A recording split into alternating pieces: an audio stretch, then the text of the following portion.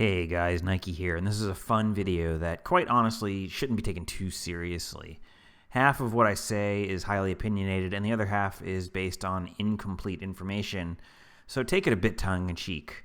But with that said, let's talk about what I consider to be the 5 biggest mistakes Anet did with managing Guild Wars 2 that could have made the game much bigger and more financially successful. These aren't in any particular order, since I don't have any way to estimate how much money each of these blunders cost them. So let's jump right in. First up is the way the game was marketed before launch. Guild Wars 2 has an amazing action combat system that was years ahead of the rest of the genre. It was and is incredibly skill-based, and we know from dev comments that a good player can be over 10 times better than a poor one. We also know that Anet very much considered competitive esports PvP to be a fundamental part of the Guild Wars 2 endgame and a bankable system for them. So that's why it's so jarring to me that virtually all of their pre-launch interviews and marketing emphasized how casual the game was. Whether they intended to or not, the general impression that people in the greater MMO community got before launch was that Guild Wars 2 was the quote-unquote anti-WoW. It was a game for casuals. It was a game you could walk away and come back to. It was a game that had no gear progression or no progression of any sort. None of these things are objectively bad, but the key problem is that Anet essentially designed a combat system that was like a sports car, but recruited a community with this sort of marketing that didn't want to drive fast. Anet marketed the game in a way that attracted ultra-casuals who were not just low skill. Some, in fact, a very vocal minority, are in fact anti-skill. To this day, there is a large contingent of players who are not just uninterested in skillful gameplay. They view skill expression as an actively bad thing. Give Anet credit, they did try to make esports work, but it was doomed the second they started catering to the community that they accidentally cultured. A secondary problem this created was that launch Guild Wars 2 had a great PvE endgame, world versus world. But the Care Bear community that they marketed the game to fundamentally rejected the true PvE endgame of World v World as Anet designed it, and instead demanded different content. Anet was forced to acknowledge early on that World v World could never be the end game for this community, and the game mode has been largely abandoned ever since in favor of a more casual PvE endgame. The split between the game they wanted to make and what the trash can community wanted to play continues to haunt them to this day. The second mistake I'd like to talk about was the rejection of the expansion model. I get it, Living World is a cool idea, but it was patently obvious within the first few months of launch that it was not going to work. Anet had to be dragged kicking and screaming towards an expansion, and unsurprisingly, the expansion was a success.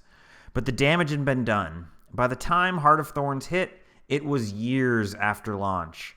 Most of the huge launch community had left the game never to return. Had the X-Pack launched a year sooner, or a year and a half sooner, instead of being just a success, it might have been a major success that catapulted the game forward and brought back many of the lapsed launch players. But Anet simply waited too long. And then, having learned exactly nothing, they decided to do the Icebrood Saga, aka more Living World, instead of ever doing another expansion, and it nearly killed the game. All of the management, as you guys are aware, were fired, and the Korean overlords had to step in and say, hey dummies, the X-Pack model works, get with it. And here we are. 11 years after launch, Anet finally figured out the business model that they should have adopted initially from day one of Guild Wars 2 in 2012. Think of how much bigger the game might have been if the current model of 1 X-Pack per year and 2 major follow-up patches started in 2013 rather than in 2023. A third mistake is Anet's insistence on being different for the sake of being different. There are thousands of examples of this, but what it comes down to is Anet loves to buck the genre conventions and do their own thing. Sometimes that does lead to great success, but quite often it leads to failure. Again, I could cite a lot of examples of this, but I'll limit myself to just one. Anet inventing strange nomenclatures for everything. What is a fractal? Oh, it's a dungeon. Why not call it a dungeon? Because Anet gotta be different. It's easy to market the game to outsiders when you use words that the audience is already primed to understand, like dungeons. It gets way harder to market the game to players of other games and in the genre when you use terms that mean nothing to the wider MMO genre, like a fractal. Strike missions is similar. Why not call them trials? Why not call them standalone raid bosses? I get that isn't the simplest description, but I assure you that, quote, our next 3 patches will each have a new raid boss, end quote, is a lot more marketable than our next 3 patches will each have a new strike mission. Nobody outside the Guild Wars 2 bubble knows what the hell a strike mission is, and they don't care. How many potential players skipped over Guild Wars 2 because they simply don't know what content Guild Wars 2 has, thanks to these idiotic naming conventions that Anet adopted just for the sake of being different? A related mistake is the 4th one I want to talk about, and that caused huge ramifications, which was not launching raids with multiple difficulty modes. The reason World of Warcraft is able to devote so many resources to raid development was that their main story runs through raids, and they have a super easy story mode so that even the most casual players in the community can take part in this content. And the assets that are designed for the story mode are used for the raid, for the hardcore players. Same assets, same instances, just reused differently. Guild Wars 2, for some reason, insisted on only launching with one difficulty mode, which instantly meant that 95% of the community would never participate in raids regularly, meaning that it is a financial loser from day one and would never have a chance to improve, and in fact would only decline from there. Anet tried to be weaselly and make the raid storyline a series of side stories so that casuals wouldn't feel like they were locked out. But that didn't help whatsoever because, of course, the casuals felt entitled to any story content, whether it's a side story or the main story. This whole thing is a case of mistake number 1, recruiting a bad community, mixing with mistake number 3, Anet being different for the sake of being different. Fact of the matter is, World of Warcraft does raids the way they do them for a very good reason. It lets them cheaply develop content for 100% of the community, no matter their skill level. Anet has sort of figured this out with EOD strike missions, but the fact remains that the story mode of strike missions isn't designed to be replayable, since they are buried inside the MSQ, and there is no reward for repeating that particular sequence of the story. This is one that Anet still hasn't gotten right, and likely never will. Had Heart of Thorns raids launched with 3 difficulties, or even just 2, face roll story mode and normal mode, they would have been a huge success, and raid development might have continued to this day, leading to a better game and a larger community. The last mistake I want to talk about is mounts. And no, it's not what you might think. Mounts in Guild Wars 2 are great. In fact, they are so great that they are genre-defining, or genre-redefining. But Anet did make 2 huge mount-related mistakes. The first one was keeping the Griffin mount a secret before the POF launch. Yes, the community really enjoyed the hidden mount hype day 1 or 2 after the POF launch as people figured out its existence, but after that, there was zero benefit to having the mount been secret. Instead, the Griffin, which was at the time the best MMO mount ever developed by any studio for any game, should have been advertised to the moon. All the pre-launch hype for POF should have been showing off the Griffin and its acrobatic flying.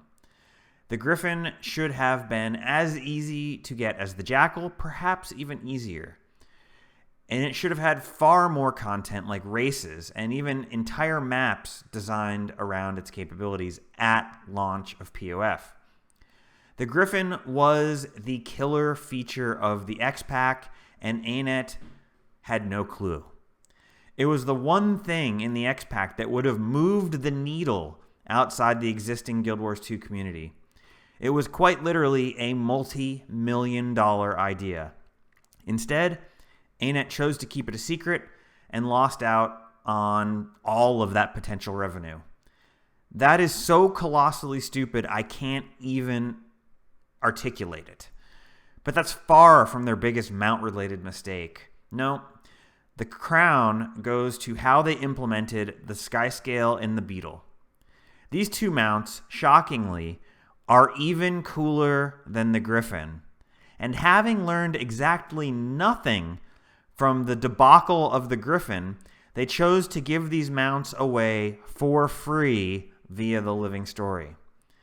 Imagine for a second that these mount designs had been saved for End of Dragons.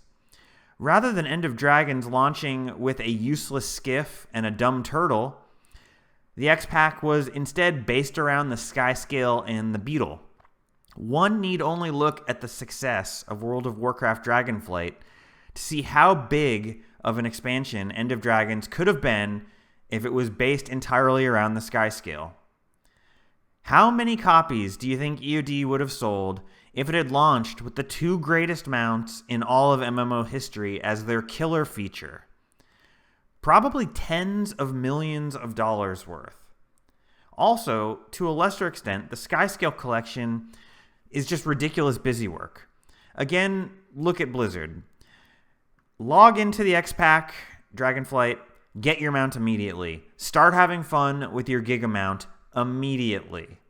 Instead, Anet decided to hide it behind a soul-crushing collection that can only be completed with the help of a guide or with hack programs like Blish. No, unfortunately, these mounts should have been saved for End of Dragons, and they should have been unlockable very early on, with all of the content of the expansion built around these incredibly marketable mounts. Now, in Anet's defense, when these mounts were developed, they didn't plan on there ever being another X-Pack. But that sort of goes back to the second mistake I touched on of not adopting and committing to the expansion model early on in the design of the game. An honorable mention for the mounts mistake is that when POF launched, and again when EOD launched, there were almost no mount skins for sale on the cash shop. Now, I'm not a whale, and I discourage whaling. But whaling is their goddamn business model.